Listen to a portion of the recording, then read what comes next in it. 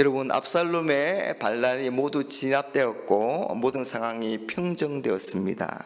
그래서 다윗이 다시 예루살렘으로 돌아오고 있습니다. 다윗이 예루살렘으로 돌아오면서 여러 명의 사람을 만나게 되는데, 오늘은 머비보셋과 만나는 내용입니다.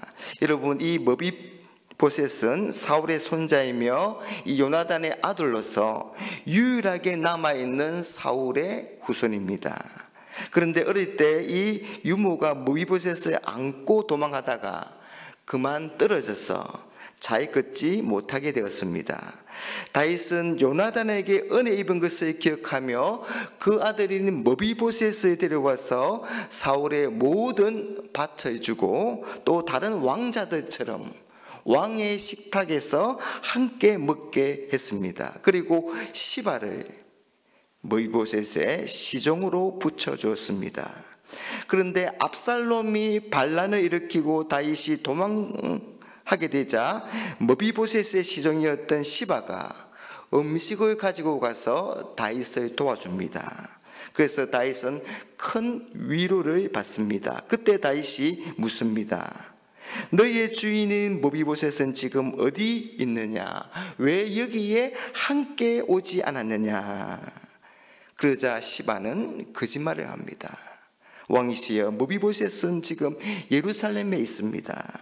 왕이 도망을 가게 되었으니 이제 이 나라는 사울의 마지막 남은 후손인 나에게 돌아올 것이다 라고 하면서 기회는 이때다 싶어서 왕을 배신하고 반역을 도모하고 있습니다.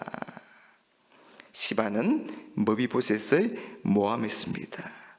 다윗은 이런 시바의 거짓말에 속아서 그런 머비보셋을 오해를 하고 머비보셋에게 주었던 재산을 모두 시바에게 주었습니다. 그런 일이 있은 후에 머비보셋과 다윗이 대면하게 된 것입니다. 그런데 머비보셋의 모습을 보면 참 초라합니다. 오늘 말씀 24절에 사울의 손자 머비보셋이 내려와 왕을 맞으니 그는 왕이 떠난 날부터 평안히 돌아오는 날까지 그의 발을 맵시 내지 아니하며 그의 수염을 깎지 아니하며 옷을 빨지 아니하였더라. 여러분, 발을 맵시 내지 아니하고 수염을 깎지 아니하고 옷을 빨지 아니한 것은 상을 당한 사람들이 하는 행동입니다.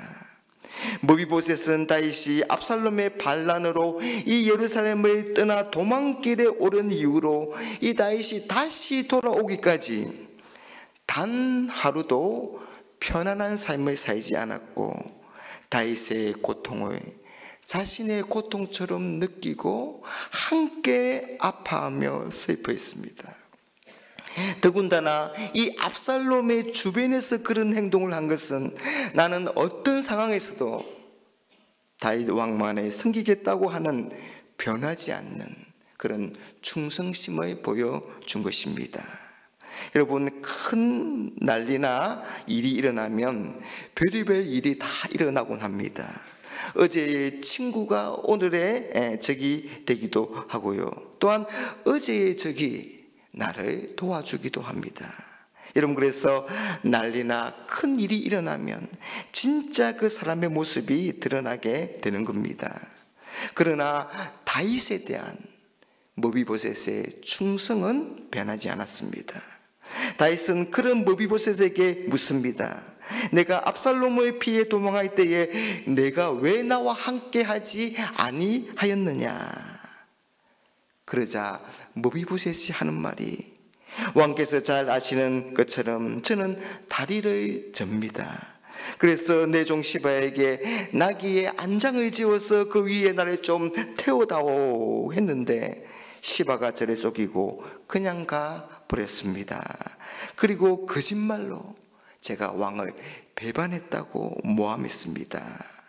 머비보셋은 간단하게 사실만을 말하면서 자신에 대한 처분을 전적으로 다윗 왕에게 맡깁니다. 27절 말씀에 종인 날에 내 주 왕께 모함하였나이다. 내 주 왕께서는 하나님의 사자와 같으시니 왕의 처분대로 하옵소서. 여러분, 머비보셋은 다윗을 향하여서 내 주 왕이여, 내 주 왕이여 그렇게 부르면서 자기 자신을 주의 종입니다 그렇게 말하고 있습니다. 이런 머비보셋의 대답을 들은 다윗은 다음과 같은 결론을 내립니다. 29절입니다. 왕이 그에게 이르되 내가 어찌하여 또 내 일을 말하느냐? 내가 이르노니 너는 시바와 밭을 나누라 하니.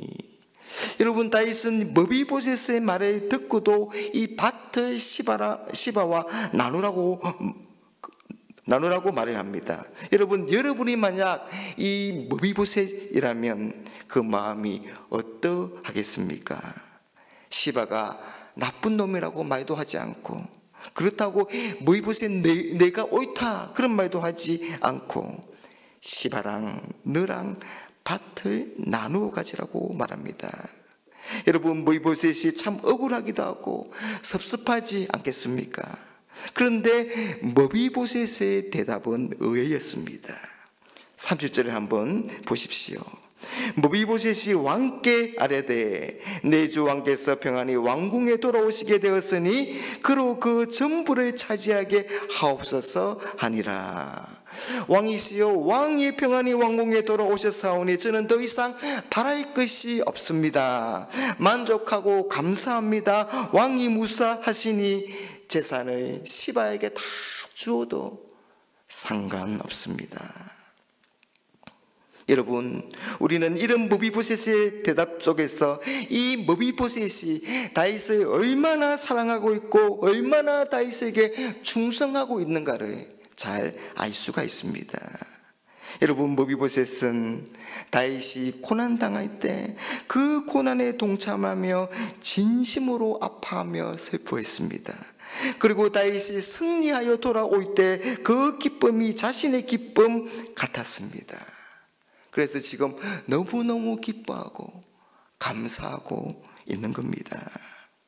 여러분, 머비보셋이 이렇게 한 것은 머비보셋이 다윗에게 은혜를 입은 자였기 때문입니다. 오늘 말씀 28절에 내 아버지의 온 집이 내 주 왕 앞에서는 다만 죽을 사람이 되지 아니하였나이까?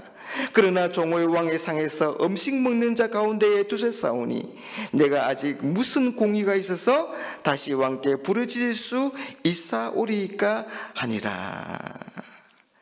여러분, 머비보셋은 사울의 후손이었던 자신에게 베풀었던 다윗의 그 은혜를 생각하며 더 이상 저는 왕에게 요구할 것이 없습니다 라고 말하고 있습니다. 여러분, 오늘 성경 우리가 자세히 보시면 이 머비보셋을 요나단의 아들이라고 말하지 않고 사울의 손자라고 기록하고 있습니다. 24절 말씀을 한번 보세요. 사울의 손자 머비보셋이 내려와. 여러분, 다윗의 원수인 사울, 그 사울의 손자 머비보셋입니다. 다윗이 왕이 되었으니 도망자의 신사가 되어야 하고, 여러분, 죽어야 마땅하지 않겠습니까? 더구나 두 다리를 저는 그런 장애를 가진 이 머비보셋의 삶은 참으로 고통스럽고 비참합니다. 머비보셋은 그런 자신을 죽이지 않고 살려준 그 은혜, 뿐만 아니라 그런 자신을 왕궁으로 데려와서 극진하게 보살펴준 그 은혜, 그 은혜가 이 세상 그 어떤 은혜보다 크기에 시바의 거짓말과 모함에 의해 받는 억울함 정도는 왕의 잘못된 오해와 판단으로 생긴 이 재산상의 손해 정도는 아무것도 아니라는 것입니다. 여러분, 머비보셋은 다윗 왕에게 받은 은혜를 잊지 않고 기억하며 살았습니다. 특히 다윗 왕이 자신의 진심을 알아주지 않는 이때에도 다윗의 은혜에 감사하며 다윗의 안위를 걱정하고 있는 겁니다. 여러분, 우리는 어떠합니까? 여러분, 우리는 어떤 사람들입니까? 우리는 하나님의 은혜와 사랑에 다 빚어진 사람들입니다. 우리 된 것은 전적인 하나님의 은혜와 사랑이지 않습니까? 하나님을 떠나 하나님을 거역하고 배반한 우리를, 허물과 죄로 말미암아 죽을 수밖에 없었던 그런 우리를, 아니 허물과 죄로 말미암아 이미 죽었던 우리를 구원해 주신 그 은혜도 감사한데, 우리를 하나님의 자녀 삼으시고 하나님이 베푸신 그 식탁에 우리를 앉혀 주셨습니다. 사랑하는 여러분, 그런 하나님의 사랑과 은혜를 우리가 잊지 않고 기억하며 사는 사람들이 되어야 되지 않겠습니까? 감사하며 찬양하며 하나님이 우리에게 신실하신 것처럼 우리도 하나님의 사랑하는데 신실하고 그 하나님을 섬기는데 충성된 그런 사람들이 되어야 되지 않겠습니까? 오늘 하나님께서 우리에게 베푸신 그 은혜와 사랑을 잊지 말고 기억하는 삶을 살아가시는, 그래서 그 사랑에 늘 감사하고 찬양하며 영광을 돌리는 삶을 살아가시는 우리 모두가 되시기를 주님의 이름으로 축복합니다.